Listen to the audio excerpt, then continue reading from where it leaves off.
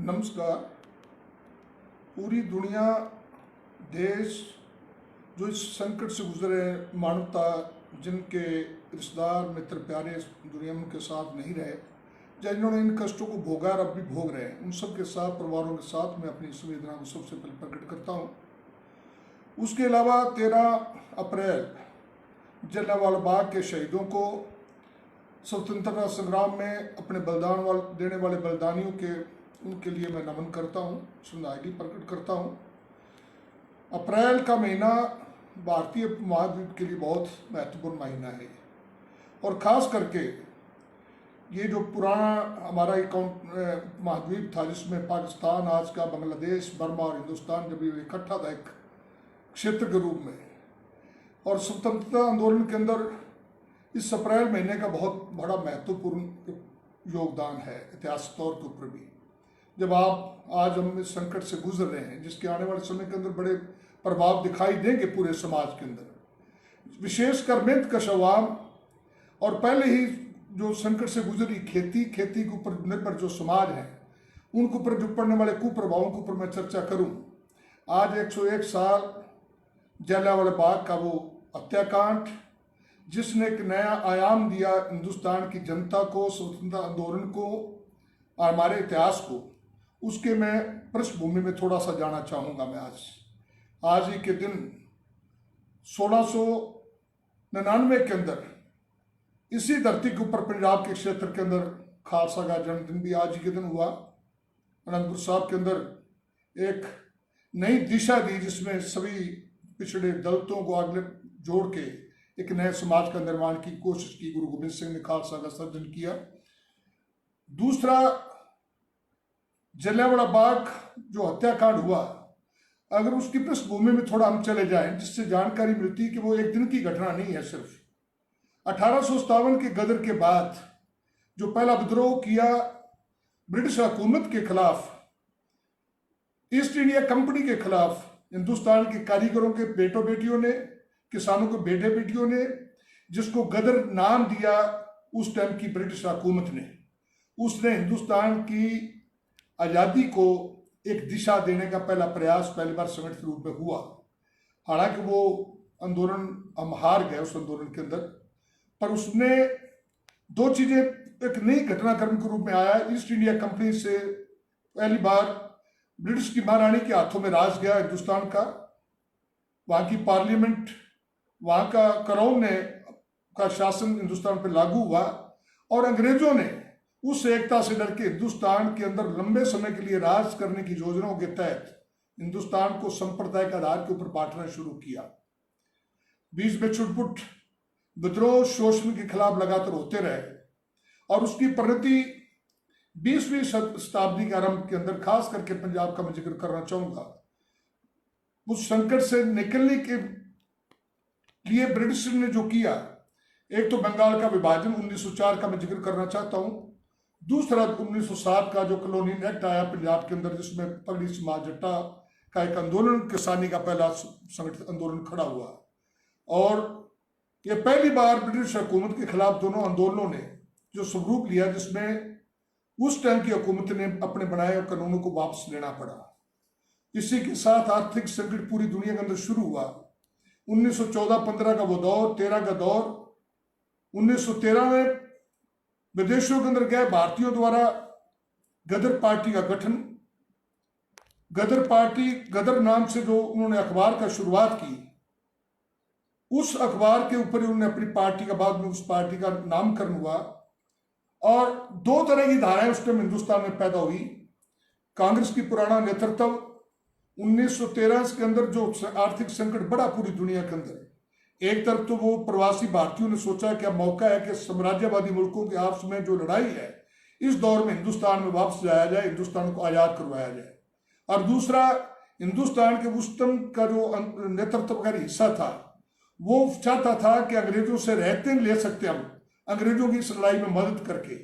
और उस टाइम भर्ती के अंदर उन्होंने योगदान करवाया, और लगभग 13 लाख के करीब, 1 मिलियन से ज्यादा फौजियों की भर्ती जबरदस्ती हिंदुस्तान की जनता से की गई, इनकी अपील के ऊपर, नेताओं की। जहां ब्रिटिश हुकूमत ने जबरदस्ती लोगों को भर्ती किया अपनी कॉलोनियों के विस्तार के लिए, अपनी कॉलोनियों को बचाने के लिए, और बिना हिंदुस्तानी आवाम को अपने विश्वास में लिए सारा खर्चा उसका लड़ाई का हिंदुस्तान को डाल दिया गया। और जो आर्थिक संकट, विश्व आर्थिक संकट था, जिसकी परिणति थी पहला विश्व युद्ध, जिसने पूरी दुनिया के कई आयामों को बदला। पूरी दुनिया के अंदर एक बात निश्चित तौर पर उभर गई, 1917 की क्रांति, जिसने पहली बार साबित किया कि दुनिया में मजदूर मेहनत कश अवाम अगर इकट्ठा हो जाए, वो भी इकट्ठा होकर अपनी किस्मत को, अपने राजनीति को, अपने आर्थिक एजेंडे को बदल सकता है। और दुनिया को एक नई चेतना दी, जो उपनिवेशों के खिलाफ, उपनिवेशिक जो जनता थी, अपने साम्राज्यवाद के खिलाफ जो लड़ाई थी उसको और तेज होने में उससे मदद की। दूसरा, हिंदुस्तान के अंदर जो फौज की भर्ती हुई, उसमें से लगभग 70,000 से ज्यादा फौजियों के उस लड़ाई के अंदर शहादत थे, और उसके अलावा 70-80 हजार के करीब जो जख्मी होकर वापस आए हिंदुस्तान के अंदर। और जब वो लौटे, रियासतों की बजाय सारे फौजियों को फौज से छुट्टी। लड़ाई के दौरान कम तनख्वाहें, गोरे सिपाहियों के मुकाबले के ऊपर खान पान में मतभेद, और पहली बार इतनी बड़ी आबादी हिंदुस्तान की जिन्होंने पूरे विश्व को देखा, चाहे फौज के तौर पर गए थे। वापस आने के बाद कृषि का संकट और गहरा हुआ, फसलों की कीमतों में और भारी गिरावट आई, कारखाने का जो माल था वो बहुत महंगा हो गया। इस संकट से जो आक्रोश पैदा हुआ, उस आक्रोश में जगह जगह विस्फोट होने शुरू हुए। विस्फोटिक स्थिति के अंदर चलते हुए मैं खास करके पंजाब का, हालांकि हिंदुस्तान के अंदर उस टाइम गांधी जी का राजनीति के अंदर पदार्पण हो चुका था, गांधी जी आ चुके थे। गांधी जी ने पहली बार 6 अप्रैल को हड़ताल का, 30 मार्च को 1919 को हड़ताल का उन्होंने आह्वान किया, और उनको ये था कि ये शायद अभी तक सूचना सब तक ना हो पाए, हड़ताल कामयाब होगी ना होगी, पर जो संकटग्रस्त इलाके थे, खासकर पंजाब के अंदर, दिल्ली के अंदर, बंबई के अंदर, ये 30 मार्च की हड़ताल भी बहुत कामयाब हुई, जबकि उस हड़ताल को टाल दिया गया था और हड़ताल को आगे पोस्टपोन करके 6 अप्रैल को रखा गया था। फिर 6 अप्रैल की हड़ताल भी उससे भी ज्यादा भारी तादाद में लोगों ने उसमें शिरकत की। पंजाब के अंदर अमृतसर बिल्कुल बंद हुआ। गांधी जी ने आने का प्रयास किया तो पलवल से उनको वापस भेज दिया। उस टाइम पंजाब पलवल से लेकर पेशावर तक पंजाब का ये हिस्सा था, आज का हिमाचल भी पंजाब का हिस्सा था। उस दौरान में ये जो घटना हुई, वहां के जो नेतृत्वकारी लोग थे पंजाब के अंदर, अमृतसर खासकर वो जो हॉटस्पॉट बना हुआ था उस टाइम, तो डॉक्टर सैफुद्दीन किचलू और डॉक्टर सत्यपाल, यहाँ आज के दौर में जब हम गुजर रहे हैं इस पूरे संकट से, उसको समझने की जरूरत है। उस टाइम भी अंग्रेजों ने हिंदुस्तानी आवाम को बांटने की कोशिश की गई, और उस टाइम हिंदुस्तान की जनता ने अपने सांप्रदायिकता, एकता को जोड़ के अंग्रेजों के खिलाफ इतनी बड़ी मुहिम को खड़ा कर लिया कि अंग्रेज एक टाइम घबरा गए कि शायद तुम्हें अब शासन करने का मौका हिंदुस्तान में नहीं मिलेगा। पहली बार हम सुनते भी रहे, हमारे बुजुर्गों से भी सुना, इतिहास में पढ़ा कि एक सांप्रदायिक जो विभाजन किया गया, जैसे रेलवे स्टेशन ऊपर पानी रखने के, पीने के घड़े रखे जाते थे, तो हिंदुओं के घड़े अलग होते थे, हिंदू पानी और मुसलमान पानी होता था। पहली बार उस आंदोलन 6 अप्रैल को जब लोग सड़कों पर आए अमृतसर में, तो एक ही घड़े से राम नवमी का त्योहार था 9 अप्रैल को, 9 अप्रैल की उस काल के ऊपर हड़ताल के अंदर, जिसमें पहली बार एक ही घड़ी से सभी लोगों ने पानी पिया, हिंदू मुसलमान सिख ईसाई ने। इस एकता से अंग्रेज डर गए, और जो वायसराय थे, गवर्नर थे अपने पंजाब के, जनरल ऑडवायर, माइकल ऑडवायर ने फौरी तौर के ऊपर लेफ्टिनेंट ब्रिगेडियर ऑडवायर को, ब्रिगेडियर डायर को जलंधर से प्रमोट करके उसका मार्शल लॉ लगा के उसको अमृतसर भेजा, और 2 नेताओं को पकड़ के उसको रातों रात वहां से निकाल दिया अमृतसर से, जिसके विरोध के अंदर लोगों ने इकट्ठे को विरोध किया। पहली बार वहां टकराव हुआ, वहां फायरिंग हुई। दोबारा 13 अप्रैल को वैसाखी का दिन, क्योंकि वो ऐतिहासिक दिन होता है, बहुत बड़ी तादाद के अंदर लोग गुरुद्वारों के अंदर आते हैं, खालसे का जन्मदिन भी था, तो वहीं जलियांवाला बाग के अंदर ये घटनाक्रम हुआ। मैं उसमें विस्तार से नहीं जाना चाहता। उसके पीछे जो आर्थिक कारण थे, उसने हिंदुस्तान की दिशा को मोड़ा। उसके बाद ही असहयोग आंदोलन शुरू हुआ। उसके बाद ही संपूर्ण आज़ादी का संकल्प आया हिंदुस्तान के अंदर। पहली बार हिंदुस्तान के अंदर पहली बार एक जागरूकता और पैदा हुई, वो उसमें 1917 की क्रांति का योगदान था, और उसमें उन आंदोलनों के अंदर से एक नई दृष्टि भी पैदा हुई कि अगर हिंदुस्तान को आजाद कराना है तो जो बड़ा अवाम है, जो हिस्से हिम्मत कश अवाम है, उनके एजेंडों को ऊपर भी राजनीति के अंदर उसको भी संबोधित करना पड़ेगा। पहली बार संगठनों का गठन शुरू हुआ 1935 के अंदर। स्टूडेंट फेडरेशन ऑफ इंडिया का गठन होता है, ऑल इंडिया स्टूडेंट फेडरेशन का गठन होता है, और 1920 के अंदर all India trade union Congress का गठन होता है, और 1936 11 अप्रैल के अंदर, ये अप्रैल का महीना इस वास्ते महत्वपूर्ण है कि 11 अप्रैल को पहली बार हिंदुस्तान के जो छिट, हालांकि उससे पहले 1920-21 के अंदर मैं हरियाणा का इतिहास पढ़ रहा था, हरियाणा के अंदर लोहारू के अंदर, आंसी के अंदर रजवाड़ों के खिलाफ पंडित नेकी राम जी के नेतृत्व के अंदर किसान सभाओं का गठन हो चुका था, और ऐसे यूपी के अंदर गठन हुआ, ऐसे बीटा किसान सभा का गठन हुआ, और बंगाल में, केरला में, महाराष्ट्र में, पंजाब में, विभिन्न क्षेत्रों के अंदर अलग अलग लोग रजवाड़ाशाही के खिलाफ, जमीन के सवाल के ऊपर, कर्जों के सवाल के ऊपर, भुखमरी के खिलाफ किसान इकट्ठा हो रहा था। और 1936 के अंदर इन सभी नेतृत्व को इकट्ठा करके ऑल इंडिया किसान सभा का गठन किया गया। यह महीना उससे भी संबोधित है। आज इसका महत्व क्यों है, मैं जिसके ऊपर जिक्र करना चाहता हूं, क्योंकि आज लगातार हम हिंदुस्तान की जो खेती है वो संकट में जा रही है। पिछले पूरी दुनिया के अंदर, विश्व के अंदर ये जो ग्लोबलाइजेशन का दौर आया 1990 के बाद, खास करके दो चीजें आज स्पष्ट तौर पर समझने की जरूरत है। जब हम आज रूबरू हैं, बहुत भारी संकट के रूबरू हैं, इसने जो नंगा कर दिया पूरे सिस्टम को कि साम्राज्यवाद, पूंजीवाद, जिसने पूरी दुनिया के संसाधनों के ऊपर, धन दौलत के ऊपर 1% लोगों का कब्जा हो चुका है। 50% से ज्यादा की जो संसाधन है, चाहे हमारे देश का पूंजीपति हो, चाहे अमेरिका कॉर्पोरेट का, जो दुनिया में कब्जा किया है, उन्होंने स्वयं अपने व्यापार और अपने मुनाफों के आम जन के लिए कुछ भी वहां उपलब्ध नहीं करवाया। आज जब ये वायरस जैसी घटनाएं आ रही हैं, ये पहले भी घटनाएं हुई दुनिया के अंदर, 1920 के अंदर भी उसको स्पेनिश नाम दिया गया था, जैसे आज चाइनीज वायरस के 1 करोड़ के करीब लोग हिंदुस्तान में मारे गए थे। उसके बाद बंगाल का अकाल भी हिंदुस्तान के लोगों ने देखा है। आज ये पूंजीपतियों का जो इतने आज़ादी के बाद भी, कॉलोनियल जो राज खत्म उसके बाद भी, अब ये जो संकट जिस दौर से अब आज गुजर रहे हैं, तो जो ये नई नीति आई सोवियत यूनियन के कोलैप्स होने के बाद, सोवियत यूनियन के समाजवादी सिस्टम के टूटने के बाद, पूंजीवादी देशों के ऊपर जो दबाव थे, जो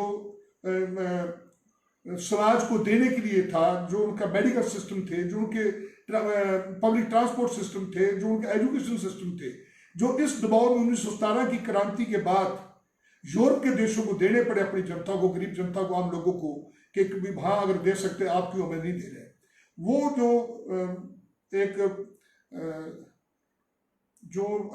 इसके समाज के प्रति उत्तरदायित्व समझा जाता था, वो धीरे धीरे जो खत्म किया गया ढांचा, उसकी वजह से आज पूरी दुनिया के अंदर ये जो नया संकट आया उससे हम जूझ रहे हैं। उसका इनके पास हल नहीं है। उसका हल भी आज अगर देखो तो 2 सिस्टम नंगे तौर पे सामने आ गए आपके, कि एक क्यूबा, छोटा सा देश जो पिछले 50 सालों से प्रतिबंध झेल रहा है साम्राज्यवादी देशों का, अमेरिका के सहयोगियों का, जिससे सभी तरह के व्यापार बंद है। और सोवियत यूनियन के विघटन के बाद उसके सामने बहुत बड़ी चुनौती थी कि वो जिंदा रह पाएगा कि नहीं रह पाएगा। वो ना सिर्फ जिंदा बचा है, बल्कि दुनिया को एक नया रास्ता भी दिखाया है कि अपने संसाधनों से पहले जनता को और उसकी जो अपनी शिक्षा प्रणाली को, उसके स्वास्थ्य को कैसे बचाया जा सकता है, और दुनिया को बिना मुनाफे के भी चलाया जा सकता है। आज जब हिंदुस्तान की हम बात करते हैं, हिंदुस्तान के अंदर ये संकट और बढ़ेगा खेती का।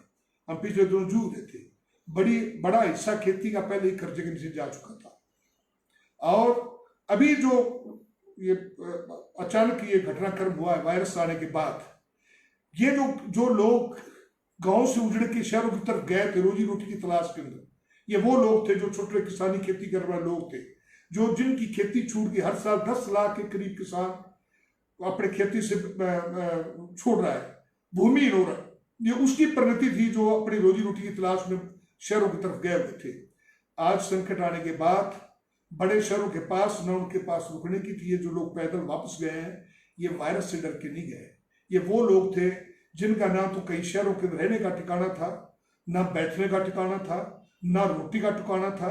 ये जो लोग रोज ये रोटी और भूख की वजह से दोबारा बड़े शहरों को छोड़ के पैदल अपने इलाकों की तरफ, अपने गांव की तरफ निकले। ये हमारी व्यवस्था का एक जो व्यवस्था का जो फेलियर है, उसका जो नंगापन है, शोषण का जो नंगापन है। एक तरफ इन सालों के अंदर कारपोरेट हिंदुस्तान के अंदर हमारा है कि जिनको रोज रियायतें दी गई, जो रोज अरबों खरबों रुपए हिंदुस्तान से बैंकों का लेके चले गए, और जो एक एक परिवार की अपने रैश के लिए कई हजार करोड़ का अपना मकान का निर्माण करता, मुंबई जैसे में अंबानी का घर का जो पिक्चर आती रही, जो शादियों के अंदर अरबों रुपए खर्च करते हैं और दूसरी तरफ सरकार से पैकेज के नाम से राहत भी लेते हैं। दूसरी तरफ वो आम लोग जो मेहनत के ऊपर जिंदा है, जो हर चीज को पैदा कर रहे हैं, जो खेती के अंदर लगे हुए लोग हैं, खेत मजदूर हैं, निर्माण के अंदर लगे हुए मजदूर हैं, जिनके बगैर एक भी चीज चल नहीं पा रही, उनके ऊपर बजट का एक भी बहुत छोटा हिस्सा भी नहीं खर्च किया जा रहा। मेडिकल का तो हमारे सामने आ ही चुका है। मेडिकल के अंदर मैं अपने यहाँ क्षेत्र के अंदर बैठा हूँ, मेरे पास ये गांव मैं उदाहरण के तौर पर देना चाहता हूँ। प्राइमरी हेल्थ सेंटर है, वहाँ बिल्डिंग खड़ी है, 5 डॉक्टर की पोस्ट है, एक डॉक्टर है और उसके 3 अस्पतालों के अंदर उसकी ड्यूटी लगी हुई है, पैरामेडिकल स्टाफ है ही नहीं वहाँ। यह स्थिति है। आज पूरा का पूरा जो मेडिकल सिस्टम है वो एक व्यापार के अंदर बदल दिया उन्होंने। हम राफेल के सौदे तो कर रहे हैं, हम बाहर से हथियारों की खरीद कर रहे हैं, हम पड़ोसियों के साथ झगड़े की बात कर रहे हैं। इस संकट से निकलने की बजाय, जनता को राहत देने की बजाय, वही काम जो अंग्रेज करते रहे, जो उन्होंने 1919 के अंदर किया है, जनता को बांटने का एक तरीका ढूंढने की कोशिश की और बांटा भी हर बार, लोगों को आपसे लड़ाने की कोशिश की। आज सत्ताधारी लोग वही काम फिर कर रहे हैं।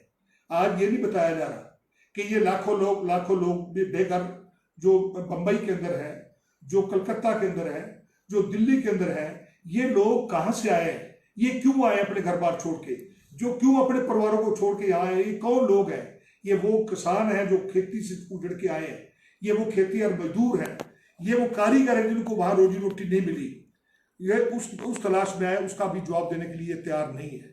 ये इस बात के लिए बताने के लिए तैयार नहीं है कि हमारे यहाँ हॉस्पिटल्स के अंदर स्टाफ नहीं है, नर्सेज नहीं है, लेबोरेटरी नहीं है। महामारी तो आज आई है, इससे पहले मेरे अपने गांव के अंदर, पूरे इलाकों के अंदर काला पीलिया महामारी की तरह फैला हुआ है। हेपेटाइटिस सी भी एक महामारी है हमारे इलाकों के अंदर। पीने का साफ पानी नहीं हमारे पास पढ़ाई का जो सारा का सारा ढांचा तोड़ दिया गया है, और पढ़ाई के नाम से अब अंधविश्वासों को पैदा किया जा रहा है। लोगों को एक अच्छी शिक्षा मिल पाए, अच्छी उनके स्वास्थ्य सेवाएं मिल पाए, इसकी बजाय लोगों को संप्रदाय के आधार के ऊपर, जातिगत आधार के ऊपर 2016 के अंदर जातियों के नाम से हरियाणा को फूका गया। आज सांप्रदायिकता के आधार के ऊपर बांटना चाहते हैं। इनको मालूम है कि इनके पास आर्थिक संकट का हल नहीं।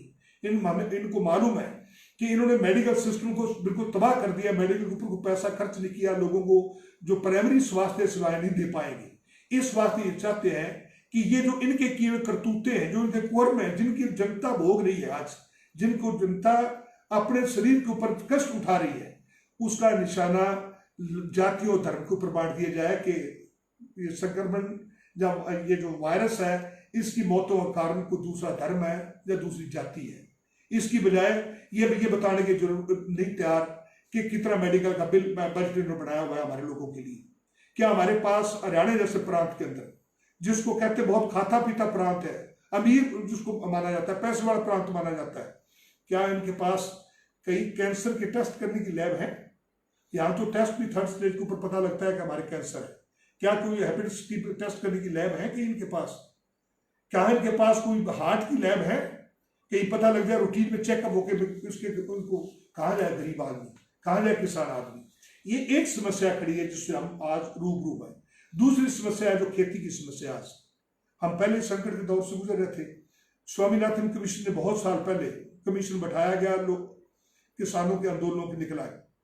उस आंदोलनों से निकलने के बाद स्वामीनाथन कमीशन बैठाया गया, उसकी रिकमेंडेशन आ गई।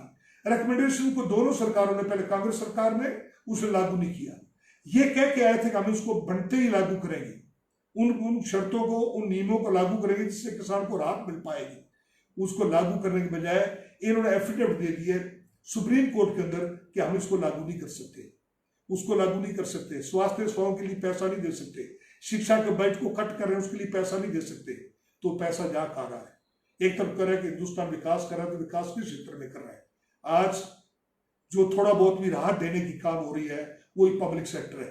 अभी तक उन्होंने सब जो प्राइवेट अस्पताल है जिनको बड़ी बड़ी जमीनें दी गई, मेदांता जैसे हॉस्पिटल को सरकारी जमीनों का आवंटन किया गया, फोर्टिस को, अपोलो को, या स्कॉट को, ये मेदांता को, अभी तक तो इनको भी ये स्पेन की तरह नेशनलाइज कर सकते थे। अरे जब देश संकट से गुजर रहा है, इस संकट की सारी जिम्मेदारी क्या मेहनत का शाहवान के ऊपर आती? देशभक्ति क्या इनका कुछ जिम्मेदारी नहीं बनती? ये जो बड़े बड़े हॉस्पिटल लिए बैठे हैं, क्या ये अपने दरवाजे खोल देते कि हम सबके लिए खुला है? आज तो सुप्रीम कोर्ट ने भी कह दिया कि टेस्ट फ्री नहीं होगी। अगर टेस्ट फ्री नहीं होंगे, जिनके पास ये रोज कहते मास्क पहन के बाहर निकलो, जिनके पास पहनने के लिए कपड़ा नहीं है वो मास्क कहां से खरीदेंगे, वो टेस्ट कहां से करवाएंगे? ये सबसे बड़ी चुनौती हमारे सामने खड़ी है आज। और इसके कारण जो बढ़ रहे हैं उससे निकलने की, उसको राहत देने की बजाय सरकार अभी भी सांप्रदायिक एजेंडा जो उनके संगठन उसके ऊपर लगे हुए हैं, पर जनता इसको जानती है। ये क्यों उस बात को फैलाया जा रहा है? क्योंकि इनके पास इन समस्याओं का हल नहीं है। इस वास्ते आज दो तरह की हमारे सामने चुनौतियां हैं। एक, बड़े हिस्से जो वंचित हिस्से हैं उनको बचाना इस भुखमरी से। अभी एक समस्या और हमारे जैसे हरियाणा जैसे प्रांत में, पंजाब में भी आएगी समस्या। वो समस्या ये है कि अगर ये जो बाहर से आके प्रवासी मजदूर जो बिहार से, यूपी, उत्तर प्रदेश से आके पूरी कृषि को, खास करके धान की जो फसल को, उसमें उसकी बिजाई में उसकी बड़ा सहयोग होता था, वो आने वाले समय में धान की बिजाई कौन करेगा? अगर धान की बिजाई नहीं होगी तो उन खेतों के अंदर उसका विकल्प क्या हो सकता है खेती का? अभी तक सरकार इसके ऊपर चिंतन नहीं कर रही। अगर इसके ऊपर आज चिंता नहीं की गई, कहीं मक्की बोई जा सकती है, कहीं दालें बोई जा सकती है, कहीं बाजरा बोया जा सकता है, ताकि आने वाले कृषि अपने खाद्यान्न संकट से बचा कैसा जाए।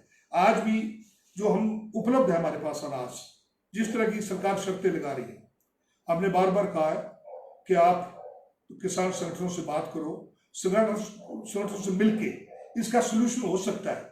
आप जो खेती और मजदूर है, मैं एक छोटा सा उदाहरण देना चाहता हूँ। मेरे गांव के अंदर ही एक किसान ने 14 एकड़ अपनी उसने ठेके पे लेके बोई हुई थी। उसने कह दिया खेत मजदूरों को कि आप कटाई करो, मेरे को अनाज दे दो, बाकी तूड़ा वगैरह आप ले जाओ। सरकार क्या जो कहती है, मनरेगा को उसके साथ जोड़ सकती है आज कटाई के साथ, और उसको अनाज सीधा यहीं से उठवाया जा सकता है। पहले यहाँ से आप मंडी में लेके जाओगे, मंडी से गोदाम में जाएगा, गोदाम से फिर वापस आएगा।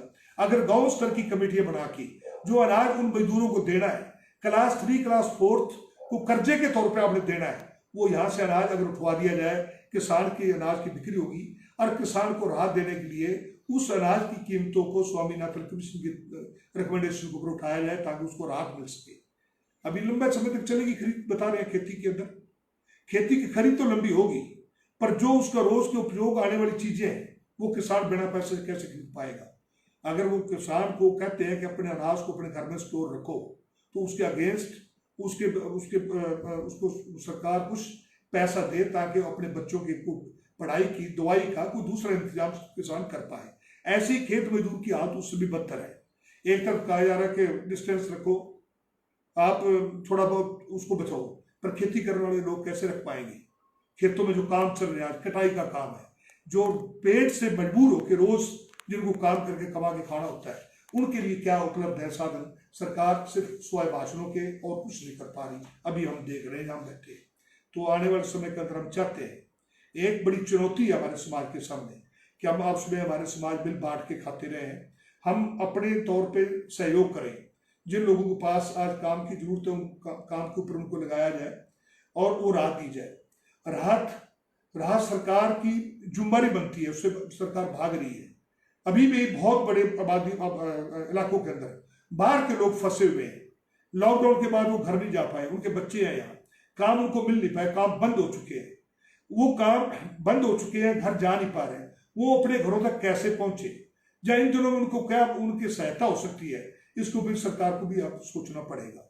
आज जब हम 13 अप्रैल को याद कर रहे हैं, जब वैसाखी को याद कर रहे हैं, दुनिया इस संकट के उभरने के बाद, वायरस के खत्म होने के बाद दुनिया वैसी नहीं मिलेगी। दूसरे विश्व युद्ध के बाद ये तीसरा विश्व युद्ध है आज जो पूरी दुनिया लड़ रही है। एक तरफ ये व्यवस्था जो शोषण आधारित व्यवस्था है, उसने जो पूरे समाज को, आज वो अमेरिका जिसको बताते थे कि अमेरिका दुनिया का सबसे ताकतवर मुल्क है, उसकी वो धौंस वो आज वैसी नहीं रहेगी। जो मुल्क अपने नागरिकों को नहीं बचा पा रहा, आज वहां साबित हो गया है कि वहां भी जितना भेदभाव हुआ है, सबसे ज्यादा मौतें न्यूयॉर्क के अंदर जहां भी हो रही है उन इलाकों के अंदर हुई है जहां गरीबी सबसे ज्यादा है। गरीबी के अंदर है जहां जातीय नस्ली भेदभाव है, काले लोगों के अंदर गरीबी ज्यादा है, उनको नौकरी के अंदर भेदभाव किया जाता है। ये जो व्यवस्था है, आज अमेरिका की वो धौंस नंगी हो चुकी है कि जो मुल्क अपने नागरिकों को नहीं बचा सकता, बाकी दुनिया को क्या बचाएगा? वो सिर्फ दुनिया में हथियार दे सकता है।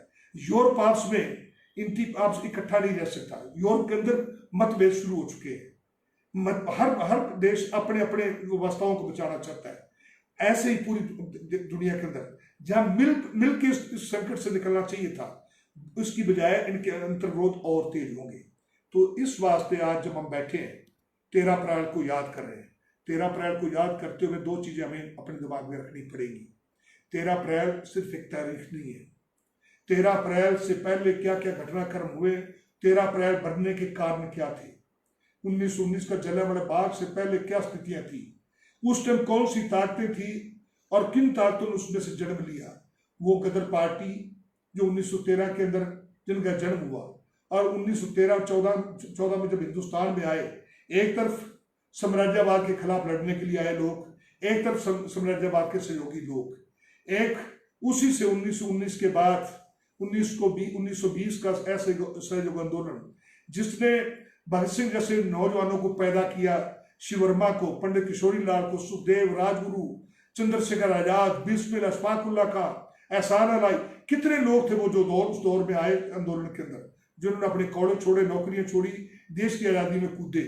ऐसे लोग आंदोलन को वापस होने के बाद ब्रिटिश अपनी चाल चलते रहे।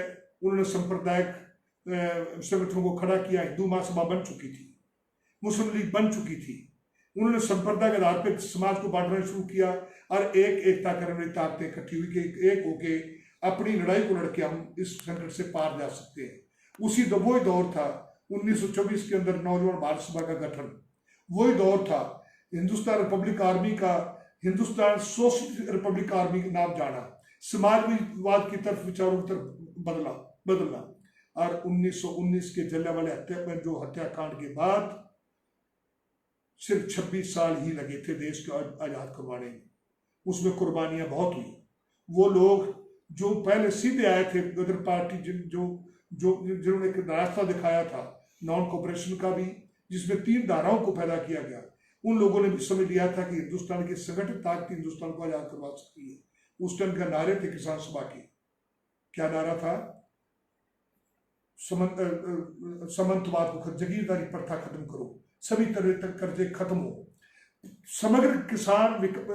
समग्र ग्रामीण जीवन का विकास, जिसमें उसकी पढ़ाई, उसका सांस्कृतिक विकास हो, उसकी शिक्षा, स्वास्थ्य, उसके जीवन के आधार दृष्टिकोण वैज्ञानिक हो। ये बकायदा किसान सभा के संविधान में था। उन किसान सभा की निर्माताओं ने सोचा था।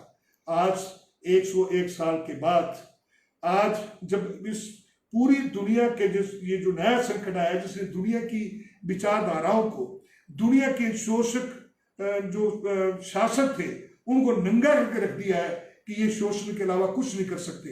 और दूसरा जो चरित्र इन्होंने पैदा किया है, एक तरफ वो लोग जो अपने बच्चों को कंधे के ऊपर उठाए हुए, जो 47 के अंदर हमने देखा था विभाजन के वक्त, हमने फोटो देखी थी जब हमारे माँ बाप से सुना था कि उस विभाजन में लोग ऐसे अपने आप बच के निकले थे। वो लोग दिल्ली से बिहार का रास्ता तय करते हैं। एक तरफ वो वर्ग है जो अपने कदमों के ऊपर, अपने पैरों के ऊपर, अपनी मजबूती से ऊपर, और एक वर्ग वो बन गया है जो लॉकडाउन के अंदर घरों के बैठे हुए अपने बाप की लाश को भी लेने के लिए तैयार नहीं है। इन दोनों को बचाना पड़ेगा। हम क्या पैदा कर रहे हैं, हम क्या चाहते हैं? एक तरफ वो खबरें हैं कि सैकड़ों मील के दूर से लोग अपने बच्चों को, अपने बुजुर्गों को संभालने के लिए आए। एक तरफ वो मेडिकल स्टाफ, पैरामेडिकल स्टाफ, सफाई करने वाले लोग, हमारे वो पुलिस के भाई, जिनको खुद को भी पता है कि इस खतरे गुजर रहे हैं, डॉक्टर भी मारे जा रहे हैं, उसके बावजूद बड़ी बहादुरी से समाज को बचाने के ऊपर लगे हुए हैं। वो किसान जिसको पता है कि अगर आज अनाज में इकट्ठा नहीं करूंगा, वो खेत में दूं, जिसको पता कि इस अनाज को आज सेजा नहीं गया तो आने वाले समय के अंदर एक संकट नया खड़ा होगा। वो संकट होगा भूख का संकट, खाद्यान्न का संकट। अगर इसको आज समय रहते नहीं समेटा गया, उसको पता है तो आगे आने वाली नई चुनौती आएगी। तो आज जब 101 साल के बाद हम इसका मूल्यांकन कर रहे हैं कि आज हम इससे क्या कैसे पार पाएंगे। दो चुनौतियां आज सारे समाज, भगत सिंह के वारसों के सामने, गदर पार्टी के वारसों के सामने, उस परंपराओं के सामने जो सांप्रदायिक सौहार्द की परंपरा रही है, जिन्होंने हिंदुस्तान की पूरी दुनिया को जिन्होंने एक दिशा दी है कि इस दिशा से मानवता जिंदा रह सकती है, इस दिशा से नई नई खोजें करके इन प्रकृति से, बल्कि प्रकृति के साथ सामंजस्य बिठाकर जिंदा रह सकते हैं। एक तरफ वो ताकतें, उनको कैसे मजबूत किया जाए, ये चुनौती हमारे सामने खड़ी है।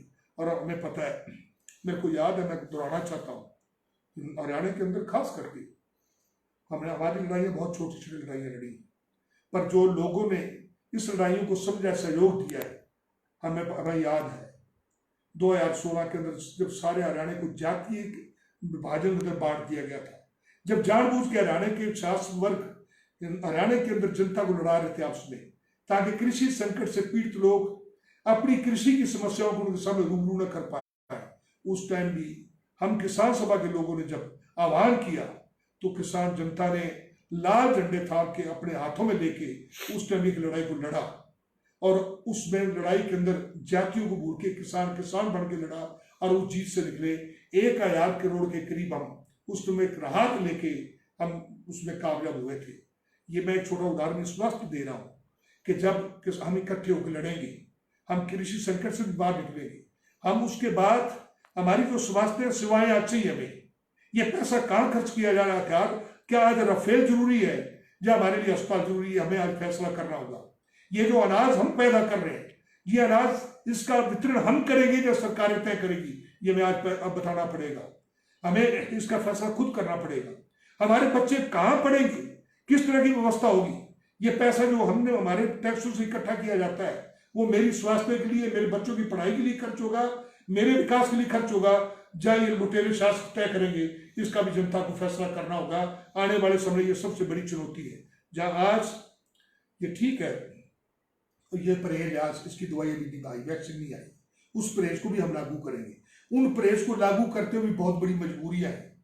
खेत में खड़े अनाज और घर में बंधा पशु, उसको चारा रोज चाहिए, चारा काटने के लिए भी खेत में निकलना पड़ेगा, पशु को चारा देना भी पड़ेगा।